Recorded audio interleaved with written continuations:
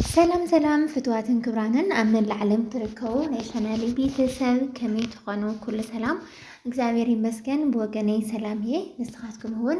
በብዘለኹም ወሰላምኩም በዛሕ ተረፍ ክለለይ በዓል ተሞለ ተስፋየ እንኳዕ ድማ ናብ ቻናለይ ብሰላም መጻኹም ናይሎ ማዓንቲ ቪድዮ ዝኸውን ከዓኒ ብዛዕባ ኣብ ባንኪ ዝቕመጥኩም ገንዘብና ብዛዕባ እዚ ሕዚ መጽ ዝኒሆ ናይ ፋይዳ መታወቂያ ምቕያር ዝብል ፋይዳ መታወቂያ ተዘይብልኩም ገንዘብ ክተውፁ ኣይትኽእልን ኣታው ምግባር እንኳን ዝፍቀድ ይመስለኒ ግን ኣነ ኣታው ስለዘይገበርኩ ብናይዚ ቅድሚ ሕዚ መታወቂያ እዚኣ ስርግፀኛ ይኾንኩን ፋይዳ መታወቂያ ዘይተቐየረ እንድሕር ኮይኑ ግን ምውፃእ ኣይትፍቀድን በፍጹም ተኣምር ማለት እዩ ክንዝሃለወ ይሃሉ ገንዘብ ክተውፅ ኣይትኽእልን እና ብዝሓለፈ ቪድዮ ሰሪሐ እየ ነይረ ሎማዓንቲ ከታይ ሓድሽ ነገር እንሄው እስካብ ታሕሳስ 30 ኢሎሞ ነይሮም መጨረሽኡ እስከ ሕዚ ከይሰርሐለው ድዮም ኣይሰርሑን ከመይ ኢትዮጵያ ንግዲ ባንኪ ይሰርሕለዶ ገንዘብ ክሂበለዶ ንዝብል ኣብ ስደት ዘለኹም ከታይ ክትገብሩ ኣለኩም ንዝብል ሓቢርና ክሬና እስካዕ ቪድዮ ፍጻመ ንኽትከታተሉ በኣኽብሮት ይዕድም ንቻናለይ ሓደሽቲ ዝኾንኩም ሰብስክራይብ ነባራት ዝኾንኩም ከዓ ላይክ ሸር እናገበርኩም ንኽተበረታትዑኒ ብትሕትና ይላቦ ላይክ ሸር ትገብሩልይ ከዓ ካብ ልቢ እናመስገንኩ እየ ማለት እዩ ባርከስ ደቂ ዓበይቲ ወይ ማዕረይ ኣብ ዝሓለፈ ቅድሚ ሕዚ ብናይ ኣብ ገጠር ትነብሩ ብናይ ገጠር መታወቂያ ክኸውን ይኽእል ኣብ ከተማ ትነብሩ ብናይ ቀበሌ መታወቂያ ክኸውን ይኽእል ብቻ ግን ናይ ትግራይ መታወቂያ ዘለኩም ጌርኩም ባንክ ኣካውንት ዝኸፈትኩም ከም ድሌትና ገንዘብ ነእቱ ነውፅእ ይረአይና ይኹን ዳ እምበር ኣብ ዝሓዚ ግዜ ኣነ ካብ ባዕለይ ዝረኣኽቦ ገንዘብ ክእቱ ይኸድኩን ከውፅእ ኸይደ ግን ፋይዳ መታወቂያ ተዘይቀይርክዮ ኣይንህብን ኢሎም ከሊኦም ነይኦም እሞ ከዓ ታራስ ከዓበ ይመስለኩም ቢያንስ ብውሕዱ ን4 ሰዓታት ዝኣክል ተጸብየ ገንዘብ ከውፅ ኢለ ኸይዳ ምንም ነገር ከይስተኣናገዱ ገንዘብ ከይውፃኹ መፅየ ምክንያቱ ድማ ፋይዳ መታወቂያ ይብልኪ ተባሂለ እዩ ማለት እዩና ሽዑ ግዜ ከዓኒ እስካብ ታሕሳስ 30 እዩ ነይሩ ሜስና ፋይዳ መታወቂያ ነውፅ ኸድና ደሞ ታራ በቃ እስካብቲ ጸሊም ጽርግያ ሰብ መሊኡ ካብኡ ሕና ከዓ ተመሊስና ዝኾነ ይኹን ኢልና ባዕል ይፈልጥ ኢልና ተመሊስና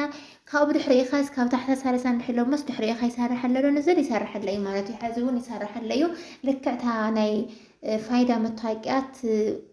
ፎቶ ምናምን ነየለይኩምን ፎቶ ባዕሉ ካሜራ እንሂቦም እዩ ከምዚ ናይ እስሬት እንድሕር ረኣኺልኩም ናይ እስሬት ካሜራ ዘለዎ ባዕሉ ንባዕሉ ገጭ ዘብለኩም እሱን ከምኡ እዩ ዘለዎም ባዕሉ ንባዕሉ ፎቶ ልዕለኩም ኣብታ መታወቂያ ትሰኣል ተለጣፊ ምናምን ኣይኮነን ልክዕ ካብ ናይ ውጭ ዓዲ እዩቲ መታወቂያ ዝወፅእ ማለት ፎቶ ለጢፍካ ፅሒፍካ ገለ ኣይኮነን ልክዕ ካብ ናይ ውጭ ዓዲ እሰራርሕኡ እነ ክብረት ኣሕዋተይ ከማ ገይሮም እንትን ይብልኩም ሕዚ ብጣዕሚ ሰብ በዚሑ ስለዝኒሄ ቢያንስ ወለለ ወርሒ ዝመፅእ ይመስለኒ 2 ሰሙን ገለ ይብሉካ እዮም ገንዘብ እውን ኣፋላይ እኒሄዎ 400 ቅርሺ 700 1,000 ቅርሺ እዩ ኣሸብካላ 1,000 ብማእኸላይ 700 ኖርማል ዘንጊዑ ንኽመፅእ ደሞ ድሌት ምፃእ ኢልኩም ደሞ 400 ቅርሺ እዮም ዝብልዎ ማለት እዩ ንሳቶም ግን ንስኻትኩም ቀስ ኢሉ ምፃእ ኣይገድሽኩም ካብኡ እንታይ ትገብሩ ይመስለኩም እዛ መታወቂያ ኸይድኩም ምስ ተመዝገብኩም ፎቶ ተላዒልኩም 10 ምሳሃብኩም ምናምን ካብኡ ድሕሪ 2 መዓልቲ ናይቲ ፋይዳ ኮድ ይመፀልኩም ማለት እዩ ፓስወርድ ይመፀልኩም ሞ ታ ኮድ ዝመፀት ስልክ ቁፅርኩም ተውኢኹም ታ ስልክ ቁፅርኩም ዝሃብኩምዎም ብኣጌራ ኮድ ትመፀልኩም ናይዛ 10 ዝሃብኩም መታወቂያ ማለት እዩ ንኣዲስ ኣበባ እዩ ዝኸይድ ካብኡ እዛ ኮድ ሒዝኩም ናብ ባንክ ትኸዱ ብኣጌሮም ድማ ይመልእዋ ናይዛ መታወቂያኹም ፓስወርድ ስለዝኾነት በኣ ስለዝኸፈት ዘላ ካብኡ ታ ኮድኩም ሒዝኩም ኣብ ባንክ ኸይድኩም እዚ ኣካውንትኩም ተስተኻኽልዎ ኢኹም ካብኡ ከዓኒ እዚ ፋይዳ መታወቂያ ደሞ ተደልዩ ኣብ ወርሒ ምፃእ ተደልዩ ኣብ ዓመት ምፃእ ዋላ ሓንቲ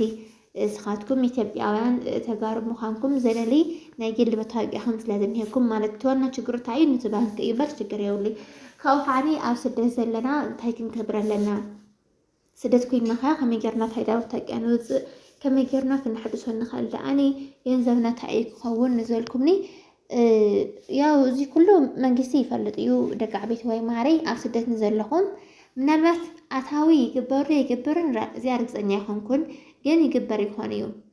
ኣታዊ ክትገብሩ ልትኽእሉ ኢኹም ኢለ ግምት ክጥይቕ እየ ድማ ብካሊእ ቪድዮ ክሰርሐልኩም እየ ኣብ ስደት ዘለኹም ወፃኢ ክትገብሩ ኢኹም ዘይትኽእሉ እምበር ገንዘብኩም ናቤትም ኣይኸደኩምን ምናልባት ግን ድሕር ናፍቲ ዝነበረ ኣካውንቲ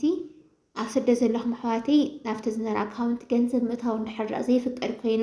ፋይዳ መታወቂያ ዘይስራሕካ ገንዘብ ምውፃእን ምእታውን ኣይፍቀድን ድሕር ኣይለምኹም እሞ ከዓ ንብዙሕ ዓመት እንድሕር ኣብ ደገ ተቐመጡ ኮይንኩም ኣካውንትኩም ምንም ዓይነት ነገር ዘይንቀሳቐስ ተኮይኑ ክዕፆ ወይ ከዓ መንግስቲ ክወርሶ ስለ ዝኽእል ከዓኒ ለያው ብዝኾነ ኣጋጣሚ በቃ ናጭበርበሩ ስለ ዝሰርቁ ሓደ እዞም ሰብ ባንኪ እቶም ባንኪ ዝሰርሑ እዮም እምበር ካብ ደገ ዝመፅእ ሰብ ኣይኮነን። ዝሮ ግን ኣታውን ወፃእን ድሕር ዘይግበሮ ንብዙሕ ዓመታት እንድሕር ፀኒሑ ኣካውንትኩም ብዝኾነ ኣጋጣሚ ክጠፍአኩም ስለ ዝኽእል እዚኣ ቸክ ክትገብሩ ኣለኩም። ኣታውን እንድሕር ጌርኩምሉ ኣካውንትኩም ይንቀሳቐስ ኣሎ። እንድሕር ኣታውን ወፃእን ዘይኮይኑ ግን ካብ ክልቲኡ ሓደ እንድሕር ዘይተገይርዎ ግን ኣካውንትኩም ምንታን ከይዕፆ ቤተሰብኩም ጠይቁ ማለት እዩ። ኣነ እውን ቀስ ኢለ ባንክ ዝኸድክዎ ክጠይቕ እየ። ኣብ ደገ ዝነብር ሰብ ፋይዳ መታወቂያ ክሕድስ ንዘይኽእል ምውፃእ ይኽእል ይፈልጥ እየ፣ ግን ድማ ኣታዊ ክገብር ይኽእል ዶ ኢለ ክጠይቕ እየ። እወ ይኽእል እንተኢሎም ንሰየ ንኣተኹም ሒሳብኩም ተንቀሳቀስዎ ኣይፍቀድን ፋይዳ መታወቂያ ዘይሕደስካ ምእታውን ምውፃእ ይከኣል እንተኢሎምኩም ግን ግዴታ ወይ ቅርባ ግዜ መፂኹም ተዕርቦ ብቻ ግን ያው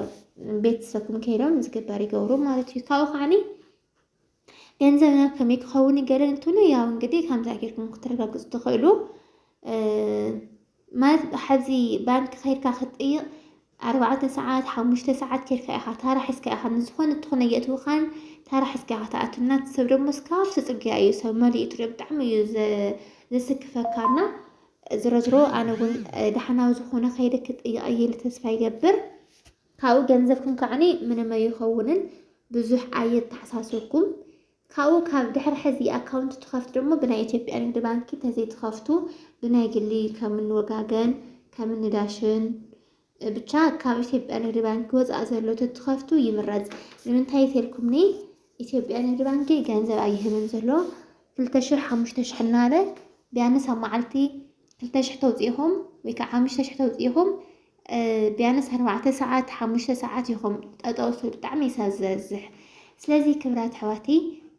ኣብ ናይ ግሊ ባንክ ተኮይነን ከምኒ ዳሽን ከምኒ ወጋገን ከምኒ ኣቢሲንያ ገለ ዝበሃላ እሳተን እስካብ 50,000 ቅርሺ ይህባ እየን። ስለዚ ኣብ ናይ ከምዚ መዓልታዊ ገንዘብ ዘለይኩም ድሕሪ ኮይኑ ካሽ ገንዘብ ድሕሪ ትደልዩ ኮይንኩም ብናይ ግሊ ተትኸፍቱ ወይ ከዓ ናይ ኢትዮጵያ ንግዲ ባንክ ሆኖ 2,000 ዋላ ይኣኽለኒ ተልኩም ደግሞ ብናይ ኢትዮጵያ ንግዲ ባንክ ትገብርዎ ዝኽእል ኢኹምና። ግን ትዝሓሸ ብናይ ግሊ እዩ ብዙሕ ታራ ዘይብሉ። ካብኡ ከዓኒ ገንዘብ ከም ድሌትኩም ክትወሃቡ ንትደልዩ ብናይ ግሊ እዩ እምበር ንግዲ ባንኪ ገንዘብ ኣይህብን ዘሎ ማለት እዩ። ክብራት ኣሕዋተይ እንግዲህ ደቂ ዓበይቲ ወይ ማዕረይ ብዛ ዝበልኩኩም ቪድዮ እዚኣ ዘይተረድአኩም ነገር እንድሕር ሃልዩ ኣብ ኮሜንት ፃሓፉለይ። ግን ኣብ ዝሓለፈ ቪድዮ ክሰርሕ ከለኹ ብጣዕሚ ተጨናኒእኩም ገንዘብና ክውረስ ድዩ እንታይ ይኸውን ደገ ዘለና ብዙሕ ገንዘብ ገለና ኢልኩም ፃሓፍኩም ብዙሕ ኣይትሻቐሉ። ያው ኣብ ሕጋዊ ባንክ ስለ ዝኒሆ ምንም ይኹን ምንም ያው ንቤተሰብኩም ጠይቁ። ከምታ ዘልኩኹም ግን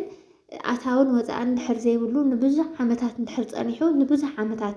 ወይ ዓመት ወይ ከዓ ትሕቲ ዓመት ገለ ችግር የብሉን። ግን ብዙሕ ዓመታት ተፀኒሑ ግን ክንቀሳቐስ ስለ ዘለዎ ኣይኸውን ንሕተባሂል እዚኣ ጥራሕ ቸግበር እምበር ብዝተረፈ ብዙሕ ኣይትጨናነቑ ክብራት ኣሕዋተይ።